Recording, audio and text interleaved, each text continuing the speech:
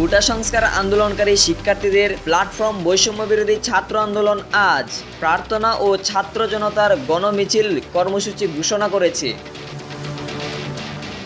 সারা দেশে গণহত্যা ও গণগ্রেফতারের প্রতিবাদে এবং শিক্ষার্থীদের 9 দফা আদায়ের লক্ষ্যে এই কর্মসূচি ঘোষণা দেওয়া হয়েছে। এতে সবাইকে অংশ নেওয়ার আহ্বান জানিয়েছে তারা। গতকাল সন্ধ্যায় গণমাধ্যমকে পাঠানো এক সংবাদ বিজ্ঞপ্তিতে নতুন এই কর্মসূচির কথা জানান বৈষম্য বিরোধী ছাত্র আন্দোলনের অন্যতম সমন্বয়ক আব্দুল কাদের।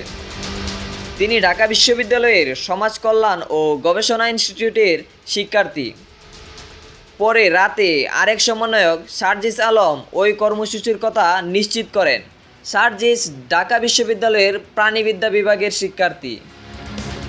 বিজ্ঞপ্তিতে আরও বলা হয়, ছাত্র সমাজ গড়ে শান্তিতে ঘুমাতে পারছে না, প্রতি মুহূর্তে কাটাতে হচ্ছে গ্রেপ্তার ও গুম হওয়ার আতঙ্কে।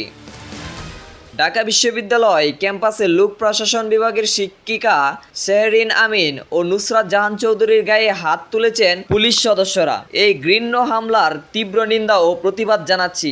বিজ্ঞপ্তিতে আরও বলা হয়, আমরা কোনো ব্যক্তি স্বার্থের জন্য আন্দোলন করছি না।